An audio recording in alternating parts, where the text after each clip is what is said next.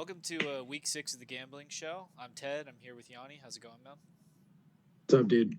Rough week for me, but I'm looking forward to this one. Yeah, let's get into the recap of last week. I'll start first. Actually, the first one was our head-to-head, so I will save that for Yanni. The Colts plus two and a Nice. half. That was.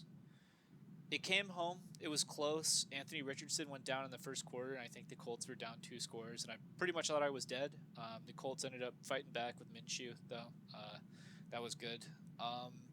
Saints and Pats under 39.5. The Pats got shut out, and the Saints won over 30 points. For that one, I think that was a bit of botched process on my end. I was projecting both of the teams to struggle offensively, and I underestimated how much the Patriots just blow. So I'll take the under. I'll take the win there, but yeah, didn't feel great about that process. I was sweating the entire time. Chiefs minus 3.5. That was another one that kind of came down to the wire. Kirk Cousins was driving with like a minute left to go. I think they got all the way to the Vikings, or the Vikings got to like the Chiefs 40-yard line or something with like one Hail Mary pass left. But they didn't end up getting it. Chiefs won barely. I still don't love taking Chiefs ATS, but it is what it is. And then the spoilers for my perfect 5-0 week. The Packers blew it against the Raiders on Monday night. You live by the Jimmy, you die by the Jimmy. I died by the Jimmy. I still don't think he's good. I still don't think this Raiders team is good. But I underestimated how much Jordan Love sucked. He was terrible on Monday night. They couldn't get anything going. It was just a bad pick. It's unfortunate. You know what? We'll rebound, though. I mean, I don't get to wear my crown today. No sunglasses today, since it wasn't a perfect 5-0 week. But it was still a winning week, and I profited slightly. But yeah. Okay, and just because you didn't say your record, I'll brag for you, man, because that's awesome. You're 16-7-2 on the season. And a total profit of $670. So you're killing it. I fell to 11-11-3, and I'm in the red 450. If you look at what I was going for last week, my parlay return would have been 681, and 2 of the legs hit. As it turns out, the Dolphins and the Niners are much better teams than the Giants and Cowboys, so not too much to say there. For the Cardinals, what went wrong there? Kind of weird. I mean, I honestly just think I overestimated the Gannon effect and Dobbs. Dobbs kind of fell back down to earth. For the Bills, the one that busted my parlay and is actually the difference between me being like $380 in the green or $450 in the red, which absolutely kills me. You talked about it when I had picked them in the thing, and you were totally right. They were gonna look jet lagged. The Jags had stayed there the week prior for their game, and they did. They looked like they were asleep. They didn't look like the Bills. They really looked off. They also suffered like the wildest stretch of injuries we've seen in a game this year, where they're like going and signing 36-year-old free agents after that. So it was kind of a wild swing, but that's what busted the parlay. And then our head-to-head, you pushed it, man. You pushed the Desmond Ridder sleeping in his own bed narrative. Something I was not aware of that you made me aware of when we talked about our head-to-head on the game. Desmond Ridder's never lost a home game, whether that's in high school, college, or the NFL. Dude really values staying in his own sheets, man. Whatever it is, he likes his shower in the morning. His dog, he likes that. Whatever it is. The guy plays really well when he sleeps at home that night. So you won that one. You're 3-0 on our head-to-heads this week, and that was my other loss. Bringing my total, like I said, about negative 460 in the red. It kills me because I thought I had a really good parlay last week. I thought I was going to hit our first 3-leg parlay of the year. Or maybe did you hit a 3 or a 2-leg in your 5-0 week? I hit 2 twos. Okay, 2 twos. Yeah, so I thought I had our first. I was really excited. Like, I felt really good about that, honestly. I didn't see any way that the Bills would look so. They looked like the best team in football, at least offensively. They really fell off. So, bummer of a week. It's the way it goes. And I'm going to have to roll some more parlays here to keep it, cover my losses. All right. Without further ado, let's reveal the Week 6 picks. I'll go first. I got the Niners laying 9.5 points against the Browns. I'm taking the Falcons money line. I'm taking the Bengals money line. I'm taking the Lions -3, and then I'm taking Brandon Staley in the Chargers +2.5. I guess hell is frozen over that I'm taking Brandon Staley, but when we get to the game breakdown, I will explain it. My two-leg parlay has a potential return of $293.32. It is less than your typical parlay you see from me because they're both money line and they're both favorites on the money line, so the odds are just a little bit worse for each leg. The other return, if I just win all the single games, is $578.74 for a total potential return of $872.06 on a 5-0 week. The ticket costs $400 because once again I'm just doing one parlay worth $100. The season record, we are sitting at 16-7-2, which is really good. I hope I keep it up. And yeah, the profit, we're still in the green right now. We'll see. Let's see how much in the green or red we can go. I'm just hoping to stay green all season, to be honest. Okay, I have kind of a consensus in the sense that we picked the same game, but Ted has money line. I have the spread. I'm taking the Falcons at 2.5, taking the Bears by 3 at home, the Raiders at 2.5, Cardinals over under, Cardinals and Rams over under at 48.5, and the Eagles 7.5. I'm parlaying the Rams under and the Eagles or the Falcons spread. Total potential return of $929.61. Total cost $400. 11, 11, and 3. Sitting right at 500. I need a big week, and I'm at negative 460. Still under 500. Still not a losing gambler yet. Well, yeah, in one sense, it kills me, dude. The 2 3-leg parlays I've done this year, I hit 2 out of 3 on both of them. It sucks. Just the way it is. All right, let's get into the game breakdown. The first one, we got the Niners going into Cleveland to play the Browns. The Niners are 9.5-point favorites. That is my pick. And the over-under is 35.5. You are seeing that correctly. The over-under is 35.5 on a 9-point spread. So Vegas doesn't see very many points in this one. 95% of the money is on the Niners, and 93% of the bets are on the Niners. This line started out at -2.5 before the Niners played the Cowboys on Sunday night. After that, the line exploded. It went to 3, 4, 5. By the next morning, it was sitting at Niners 5 points. And then we got the news on Thursday that Deshaun Watson, a.k.a. Bill Cosby, a.k.a. Tug, wasn't going to be playing in this game, and it would be P.J. Walker going for the Browns, which pushed the line all the way up to 9.5, and it's still climbing. It might be 10. It might be 10 or even higher than that by Sunday. Like I said, Bill Cosby and Nick Chubb aren't playing, who are debatably the two best players or most key players on their offense. The 49ers are coming off a dominant win and are relatively healthy. Debo is kind of banged up a little bit. Juwan Jennings is kind of banged up a little bit. But for the most part, this Niners team is looking ready, and this is the best they've looked in a long time. The premium matchup, and probably the reason why this over-under is so low, other than debatably a bad weather game, I believe the last time I checked, it was 40% chance of precipitation and like 17-mile-an-hour winds. So it's not going to be dome weather by any means. But this is also a great Browns defense going up against the Niners and their Rubik's Cube type of offense. Kyle Shanahan run and designed, run by potentially the league MVP, Brock Purdy. He's a legend.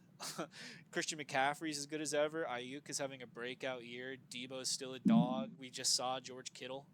George Kittle can still get it going. So even though this is a great Browns defense, in the grand scheme of things, like 9.5, I'll lay it. I don't think with P.J. Walker, this Browns team will score 10 points. And the Niners, with all their weapons, I can easily see getting over 21. They haven't scored less than 30 this year. So Vegas is really respecting this Browns team and probably the spot for them. But I'll just go ahead and take it. And my last note is fuck Nick Wright. Nick Wright, week after week, shits on Brock Purdy and just fades this Niners team.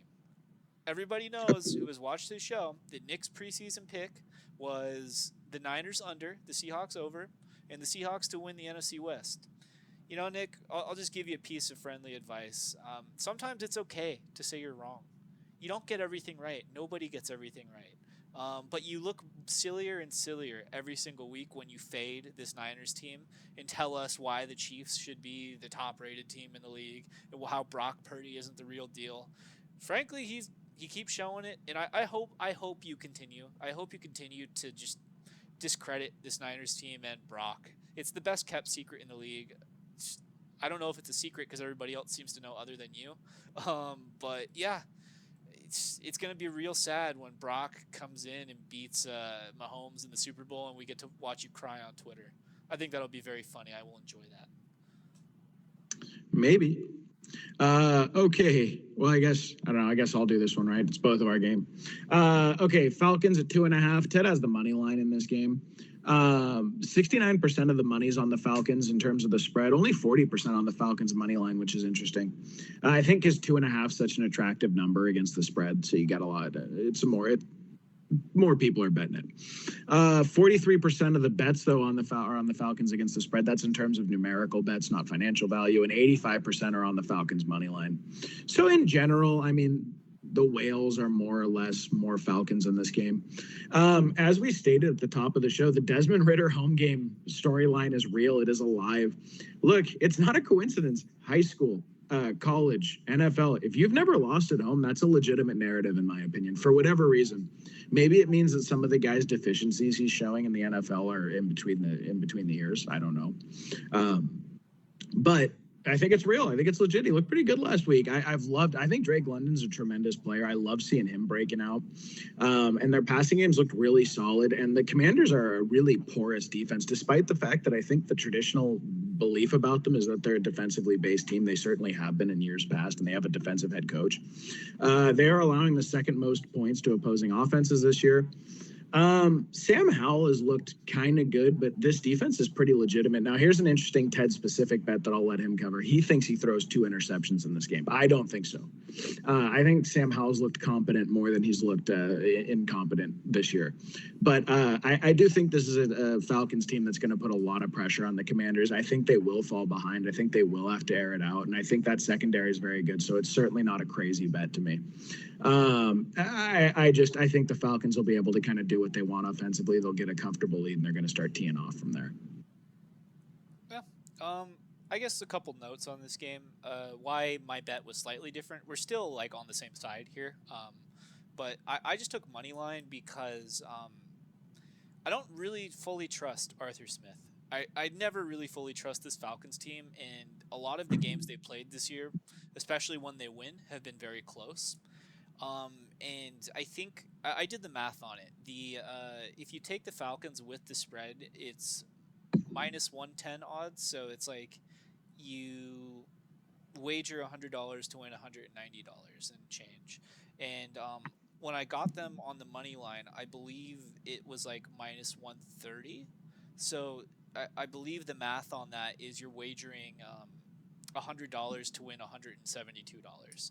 So to me, I basically spent $18 to take the spread out of it and just say that Desmond Ridder is going to win at home, which he has done his entire life. So I think that's solid. And I guess just speaking on Sam Howell, I'm not bought in. I don't think he's good. I really don't think he's good at football. He had a lot of yards last week against the Bears in a loss. Still threw a pick to the Bears. He against the Bills, who have a pretty good defense, he had 0 touchdowns, 4 picks, and threw for like 150 yards. This Commanders passing game doesn't look right to me.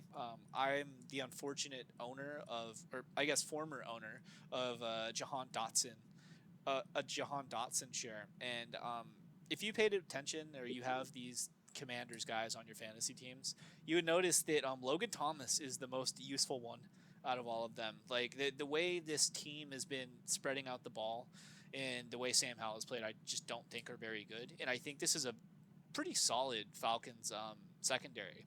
CJ Stroud looked very good against them last week, but I just think that's because CJ Stroud is a very good player. This Falcons team has bullied the likes of Bryce Young, and I would definitely go on record saying I think Sam Howell's closer to Bryce Young than he is CJ Stroud. So yeah, we're still basically on the same side here,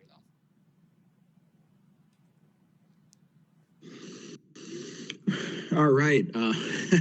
Oh man, you always take a deep breath before you bet a Justin Fields game. So I have the Bears +3 at home. I like getting a home underdog. I like getting 3 points at home. Uh, I've actually pushed on a few bets at +3 this year. 65% of the money's on the Bears, 45% of the bets. So the big bettors are betting on the Bears in this one. And they're coming off of 2 offensive showings that were pretty impressive. I mean, Justin Fields has 8 touchdowns the last 2 weeks. He's leading Mahomes this year in touchdown passes. I believe he is still leading Mahomes after Mahomes has played one more game than him. So it looks like, at least offensively, they're really getting going. I don't see them having much of an answer, to be honest with you, for DJ Moore. I think he's on fire right now. And the Vikings are missing Justin Jefferson. They're 1-4. I was trying to think about this with Ted, but since they got Justin Jefferson, I think this has to be their low point. Like, in terms of a coaching staff, in terms of a front office, in terms of a roster, in terms of how their seasons have gone, this feels like it. This feels like rock bottom. And I guess there's an argument to be made that this is when they rally around the Justin Jefferson injury and they make this big comeback. I don't think so. I don't think that Kirk takes one day off a week during the season. He's if that guy is leading your team, they just had Addison get like 150-mile-an-hour speeding ticket, and I think like a 40 or 50-mile-an-hour zone. Their head coach is making jokes about it. It's an unserious franchise. This is not a serious team. They're just not. They got super lucky last year with continuously winning one-score games. It looks like that's faded. And I think Justin Fields is playing like a guy who's fighting to still have a chance at those $150, $200 million starting NFL quarterback contracts. Whether that's with the Bears or not, it almost certainly won't be if they get the top pick. But I think all of that matters. I think that has looked legitimate the last 2 weeks. It looks to me, Justin made these really interesting comments about, and the last one, I guess this is all related to the last point. I love Justin Fields. He really, really likes him. That's a great note. And on record as saying he's a biracial angel. Shout out to Mark Wahlberg and the other guys. Look, he made comments a few weeks ago saying, it was actually kind of interesting, right? John Middlecoff flagged him as being concerned as a former scout. And I know I always talk about that guy. He's a fantastic talk show host.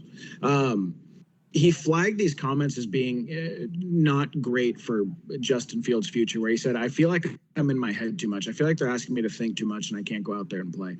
And what more or less the issue is, this guy relies on instincts and athleticism, not on the careful breakdown of defenses. You want to get him in space. You want to get him moving. You want to be letting him use all those gifts that he has that are very unique. In my history watching the NFL, I've seen 2 other quarterbacks that are as dangerous as he is with the ball in his hand. And that is Lamar Jackson and Michael Vick, and that's it. So I noticed the last 2 weeks, really heavy on the rollouts, really heavy on the play actions, getting him out of the pocket, moving him around, getting him those one-read routes, or getting him a variety of like pocket manipulation plays that they're doing. You saw him really ping DJ Moore in the corner for that first touchdown he hit. He looked a lot better these last 2 weeks, and I do think that's a reflection of a change in offensive philosophy since he made those comments. And to me, that's something that is, until proven otherwise, I think that is, again, a legitimate narrative that I'm willing to run with here. So I'm taking him by 3 at home. Yeah. Couple notes on this one. I actually had to audible out. I had a pick on this game, and my pick was the over of 44. And I didn't realize it was going to be pouring rain and 17-mile-an-hour winds. So I had to audible out of that into my Niners call. But yeah, I guess just speaking on the actual game itself, I think the Vikings are the much better team talent-wise, but you're absolutely right when you talk about just the momentum of the franchises right now. It feels like Justin Fields really is fighting for a job. Like, you could tell, like, I think he heard what was being said about him and really took it to heart and is like just coming out guns blazing, and he has the past 2 weeks, versus this Vikings team that just is such a wet noodle right now. It's like their luck has finally gone the other way in one-score games. I think this is a regression to the mean for them. Yep. And yeah, just even especially with JJ being hurt, it just seems like such a momentum difference in this game for the Bears. I see why you took it. That it's tough for me though, just because I think the Vikings are such a better roster than the Bears. But I mean, I don't know. Home divisional dog is a good spot too. So Yeah. I'd probably lean your way, gun to my head, but this is one I have it in my pick'ems this week, and it is my one confidence. I have no idea who's going to win this game, really, but yeah, we'll see.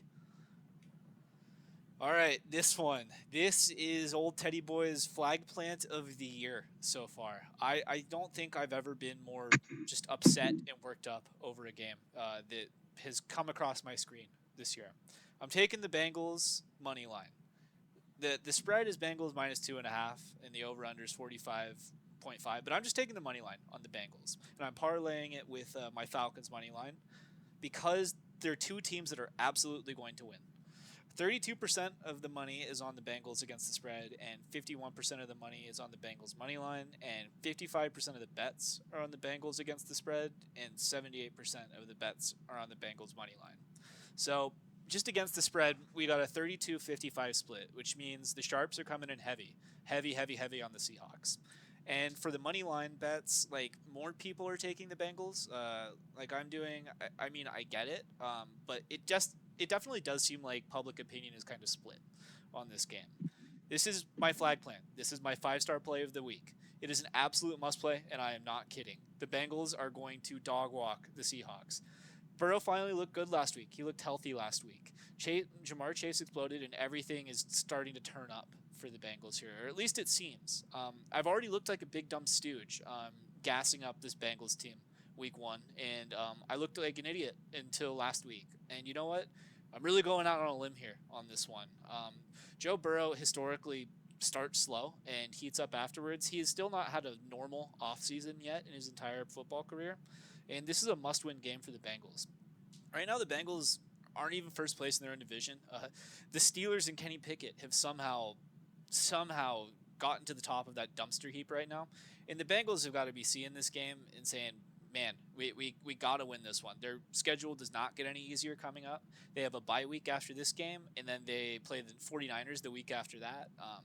The Bengals, I think, are going to be putting everything into this game. It's like when you're running a race or whatever, right? And you do that last little sprint right before like you're done with the race. Like the Bengals are going to come out and just go as hard as they possibly can in this one.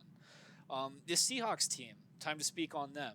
They are so incredibly, extremely overrated. It makes my brain hurt. The only time their defense has looked good this year was against Danny Dimes with no Saquon in the New York Giants. Witherspoon was a terrible draft pick. If you're picking at number 5 overall, and you couldn't stop the run all of the year before, and you have the 32nd scoring defense, or not 32nd, they were the 30th scoring defense in the league, and you have Jalen Carter, a generational talent, on the board. Like, it is just malpractice to pick a second corner when you already had Tariq Woolen. Everybody is so excited about this kid after his 2 sacks and pick 6 against Dimes, but that's just because the Giants suck. They gave up 11 sacks in that game. Everybody got a sack on the Seahawks, and the Seahawks are not a good defense. This Bengals team, they're finally looking healthy, and if Joe Burrow is healthy, they're going to hang like 35-40 on this team, no problem, and everybody's going to act all confused and like, there's such a good Seahawks defense, I don't know what happened. No, they weren't. They never were. And the Seahawks offense has only had one good half this entire year. It was the second half against the Lions, and they would have lost that game too if Jared Goff hadn't have thrown a pick 6. Like, this team is just so massively overrated. It was everybody's dark horse. I know I've said this multiple times, but I really truly believe it. When you talk about a team so much as a cute little dark horse, they're not a dark horse anymore, and they're just overrated. That's what this team is. Fuck these guys. Fuck Pete Carroll. Gino, you're a bum. You're middle of the pack to a lower-end quarterback. Bengals easy money. That's all I got. Yanni, anything on this one? I'm liking the spicy notes, the spicy Ted slides today. Fuck the Seahawks, dude. It is my most hated franchise by far. I cannot stand your fans. You're not louder than anybody else. Your stadium is built to make you sound louder. You're not better fans than anybody else. Yeah, they're and they put cream cheese on their hot dogs. That's a Seattle thing. It's horrible. Okay, so we've had plenty of discussion about this, right? So you can guess what I'm going to say. Is just I actually have a lot of respect, not respect for the character of the franchise, respect for the performance of the franchise. I do actually think it's a pretty good defense. I do think it's a legitimate running game. I think that Witherspoon is a very good player, and I agree with you. It was a terrible pick. It was a terrible pick because you had the next Aaron Donald on the board, and you shouldn't have passed that up. And he had no business being there. It was only because of a weird auto accident thing that he fell that far. But I do think Witherspoon's legit. I do think Woolen's legit. So I think it's going to be a tough game for the Bengals. I think they match up pretty well to them. But excited to watch. Excited to not have a dog in the fight. I hope you're right. Hope we see the Seahawks pick up an L. That'd be so nice. You know what? Here you go, fans. I'll give you something. If the Bengals don't win this game, last week I wore a crown.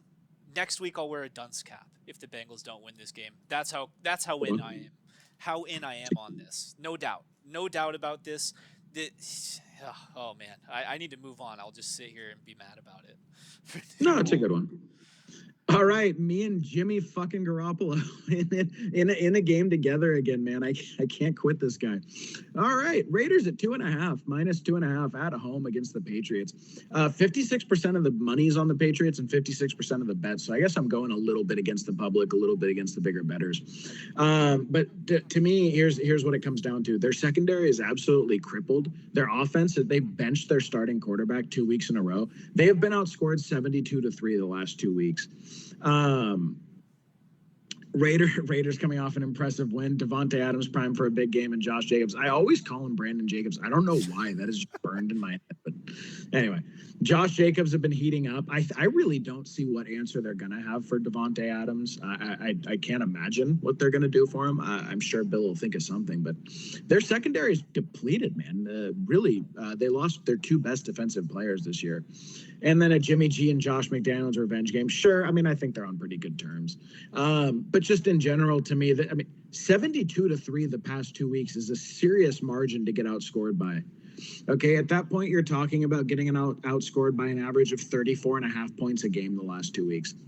So if you're telling me I get 2.5 points for the Raiders at home, yeah, I'll take that bet. I'll put all preconceived notions aside about Jimmy, about Josh, about Bill. And I think Jimmy's horrible. I think Josh is horrible. I think Bill is actually probably a pretty bad coach at this point in his career, or at least he's coaching garbage. Whether he's a bad coach, he's a terrible GM. I don't know about it. He's probably still a pretty good coach, but he's a terrible GM. And that has led the franchise to just be in a mess right now.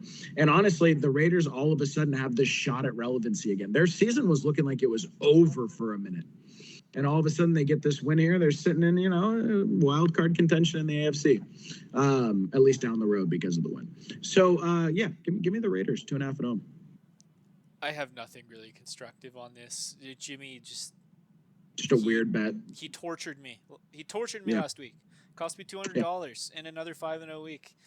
I was inclined to pick the Patriots, but I don't know how much of that is me actually, thinking and having logical reasons behind that, and how much of that is just me betting against Jimmy. I guess the only thing I can think of is, are you worried at all about Bill and Josh being tied at the hip for so long, and maybe Bill just kind of being inside Josh McDaniels' head, kind of big brother sort of stuff? Sure, there's a little bit of it. Dude, the Saints hung 34 points on him. Dak Prescott hung 38 points on him. I mean, these guys are just getting eaten alive. The Saints have a horrible offense. They're just getting eaten alive, dude. So sure, but I don't think it matters right now. Well, fair enough. All right, we got 2 of Yanni's favorite teams. The Lions going into Tampa to play the Bucs. I'm taking the Lions -3. The over/under on this game is 42.5 points. 49% of the money is on the Lions, and 80% of the bets are on the Lions. So 49-80 split. That is very, very significant sharp money coming in on the Bucs, and I'm betting against it. The Lions have looked, to me, like a top 3 or 4 team in the NFC this year. I guess just Ted's off-the-cuff NFC power rankings. For me, it's probably the Niners, the Eagles, Cowboys, and then Lions. And I think the Cowboys and Lions are right here. They're very close. And, I think that's right. Obviously, I just went on my Seahawks rant. I don't even think they're in that conversation. So yeah, this Lions team has looked like a top dog in the conference this year. And the Bucs are improved, but in my mind, they're not at the big kids table yet. When they've played real competition, like the Eagles, they've lost handily. I think Baker's having a great year. Based on what we thought he was going to be and what he is now, this is the best you could possibly feel. like if you're a Baker fan, if Yep. you're a Bucks fan, they're way ahead of schedule on this. I thought they would be one of the worst teams in the league. So like, yeah, it's a feel good story, but I think this is too big of an ask. The Lions have become a juggernaut here, really. Other than they were one Jared Goff ill-advised pick six away from being 5-0, and Yeah. with the Niners and Eagles in like the elite of the conference. Jared Goff, there's a narrative that has been happening around him that says he struggles that are in games that are not at home. So he's played for the Rams, which is a dome, and he's played for the Lions, who also have a dome. So there's like been a lot of people, a lot of the big trend bettors, those guys who told you to bet the Steelers +4 last week, which came home shockingly to me. Like, but those people who are very, very focused in on that type of betting have this narrative going that Goff is just garbage going away from home, and that you should fade him. But really, they're going to Tampa Bay. They're not going. They're not going to Cleveland. They're not going to Chicago. It's going to be a pouring rain game and 17-mile-an-hour winds. It's like going to be 63 degrees with like a slight wind in Florida. So I mean, like, yeah, sure. If you really want to fade Jared Goff in like a bad weather or winter type game outside, like it's one thing if you're playing, I don't know, at MetLife in January or something, and there's snow on the ground. I might factor that in a little bit more, but I think this like dome narrative just isn't really a smart trend to be betting on here. I think Jared will be fine in this game, and yeah, I think 3 is a solid number too. If the Lions win by a field goal, it's just a push, and I think it's going to be more than that. I just really think that this is another like just levels game for the Bucks. Like that's Yanni's thing, right? The levels game. Yeah, this is a levels game for them, and I just think that it's I just don't think they're ready yet for this type of competition. Do you have anything on this, Yanni, on your 2 favorite teams that aren't the Niners? No. I mean, I would say I do like the call out of a levels game, but I would say this one even isn't. You're totally right? But it's not that the Bucks aren't like at a certain level as a team. They are. I think they're a very legitimate team. I just think the Lions are actually even better than the market thinks. I think this number should probably be a little bit bigger. Dude, they've been like pounding the shit out of teams this year. Really, like violent old school football. It's really been a joy to watch. So it's more just, I think the Bucks are a little bit, they don't quite have the mashing run game they've had the last few years. We saw it drop off quite a bit last year with Brady from, where it was at with Lenny when they were making playoff runs. And then this year, it looks like it's taken even a further step back. You had a really good fade on Rachaad White this preseason. So, yeah, I think the Bucks look like they lack a physicality, and they're kind of been relying on pretty deep balls to Mike Evans or, dump offs out of the backfield. The Lions don't play around with that, man. They're so aggressive. So I think you have the right side of it. Okay, Cardinals at Rams. My first totals bet of the year, and Ted advised against it, so we'll see. His opinions have been better than mine so far this year, but. I have the under at 48.5 points. 51% of the money's on the under, 44% of the bets. James Conner's out. It's a tough divisional matchup. Josh Dobbs did look like he regressed quite a bit last week. And personally, I think that these are both pretty defensively sound teams, even though the Rams have a lowbrow defense, I guess, in the sense that they don't have big names on there. The Cardinals don't really have big names either, but they both played pretty good defensive ball this year. I know the Cardinals have been getting slapped around a little bit lately, but they've also been playing better competition. I just thought the number was too high. I believe it was the second highest point total of the week. I do not see this game being the second highest point total of the week. They're both, lower, around 16, 18, 20 ranked teams, maybe even a little lower for the Cardinals. Comfortable with the bet. I actually really didn't like the board this week. I had to go poking around, but this was one of them I did like, and it's in my parlay for that reason too. Yeah, can definitely speak to the board being tough this week. As you go on in the season, right? Like obviously we learn more as bettors, but the books learn more too about the teams, and they will try and make your job as hard as possible. And I don't really hate this pick. The reason I thought it was a strange one is just because I love I love this matchup for the Rams, especially with Cooper Kupp and Puka Nacua, Matthew Stafford Yeah, playing some of the best football of his career against a team that just got carved up by Joe Burrow. That's why I was like, like I if think. Yeah, sorry, go ahead. I was gonna say like if you usually when you're picking unders, if you can see a team that might get to 30 by themselves, that should be a red flag unless you have like a game in the 50s or something, right? But for usually a total in the 40s, if you could project a team being in the 30s, then it might make you second guess. And I just think the Rams will be in the 30s this week, which is why. That's it. Yeah. Totally understand. Another one of mine. Eagles at 6.5 at the Jets. 82% of the money's on the Eagles. 82% of the bets. For Zach Wilson, he's a MILF hunter, but he's not a good quarterback. I actually think he's played really well the last 2 weeks. I think you could argue it was the best 2 weeks of his career, but he's still not a good quarterback. New York is a one-dimensional offense. They are explicitly a rush-based offense. They do not have much of a passing game. Garrett Wilson's obviously and predictably fallen off with Zach Wilson under center. Breece Hall is the best thing that team has going for him. Their rush defense is the best, or rush offense is the best thing that team has going for him. But Elijah Vera Tucker just tore his ACL. Their left tackle blew his ACL out. He's out for the year. And the left guard, not left tackle.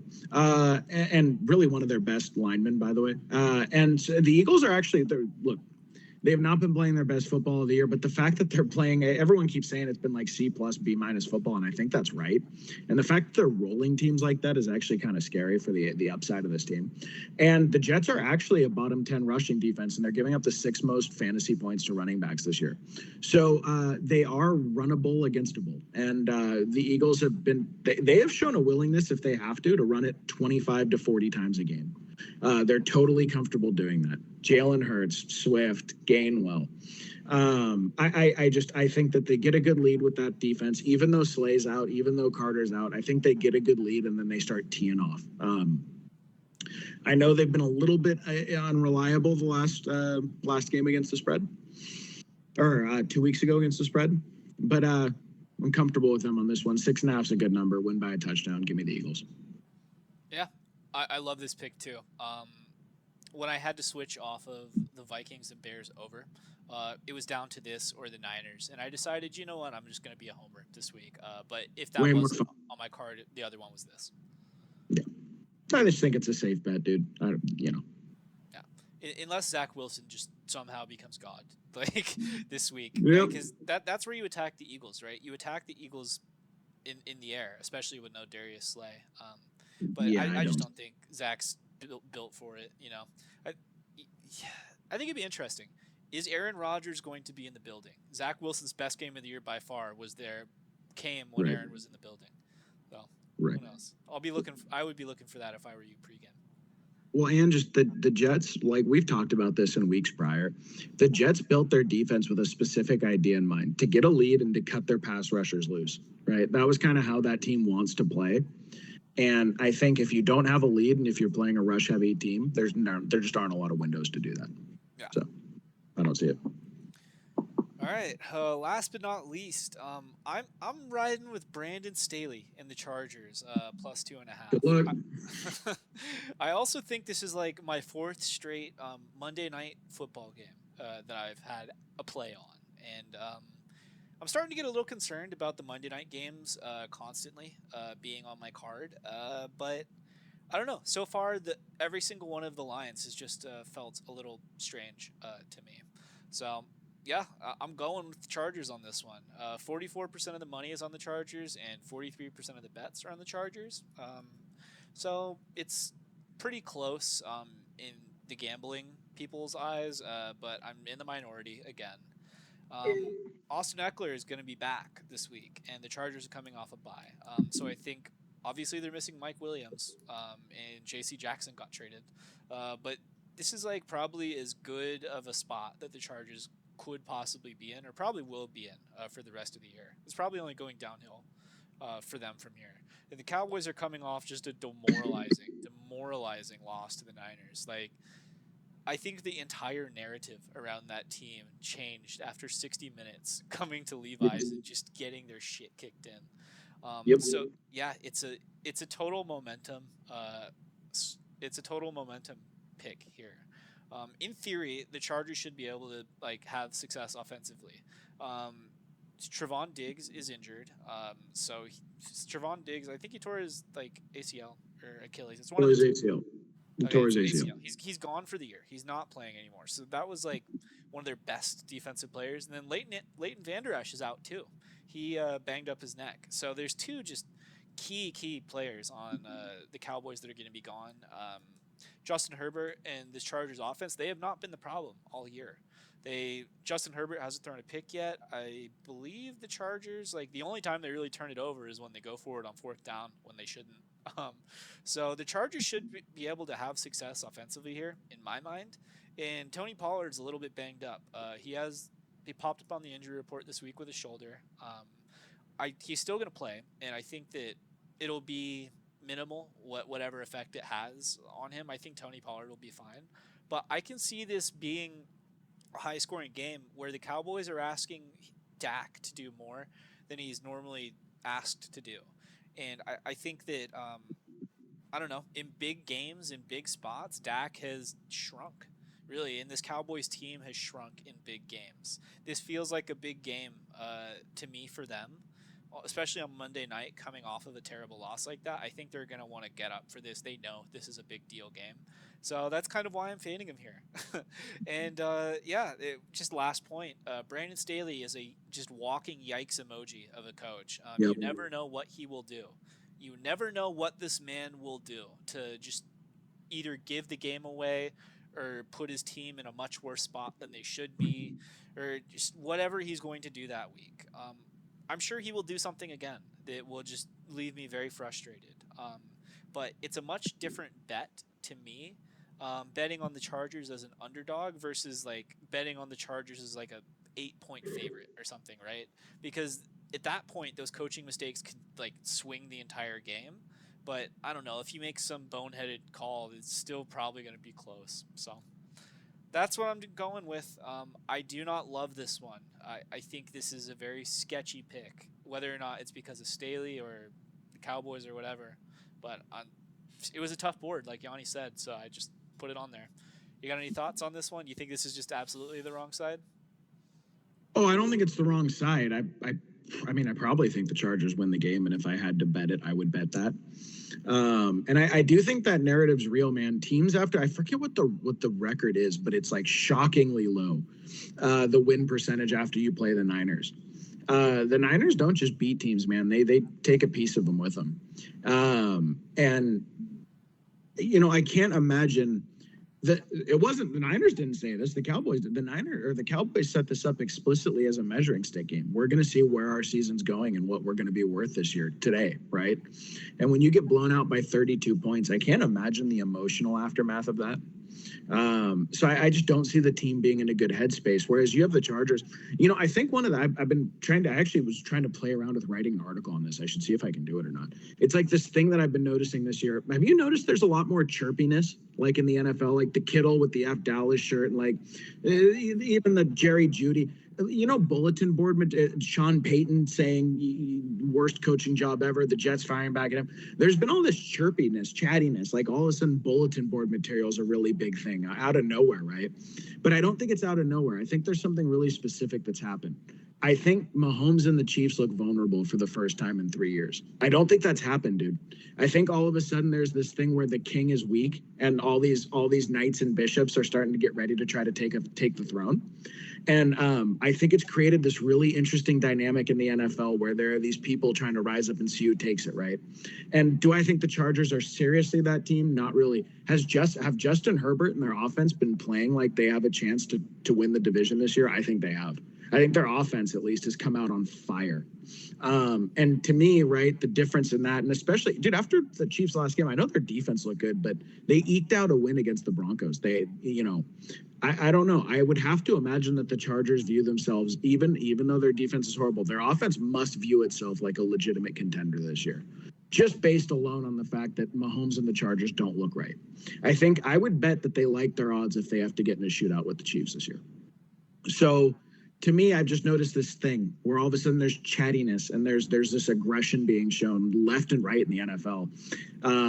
I kind of like it. One, it makes me kind of happy, but two, you have to think the Chargers think there's some chance they have at the shot at the division title this year. So I do think you're right in your side of the bet. Right on. All right, that's gonna do it for us. What will be our comment of the day? Let me know. Let us know in the comments if you think the Bengals or the Seahawks win this week. I still have that on my brain. I'm really, if I think if the Bengals lose this game, I might never bet them again. That was my worst bet of the year. I think week 1, and then if I come out and do that whole promo and then they lose, I don't know. I quit Joe Burrow. But yeah, let us know in the comments who you got in that game, and we will catch you next week for the front office episode. Thanks, guys.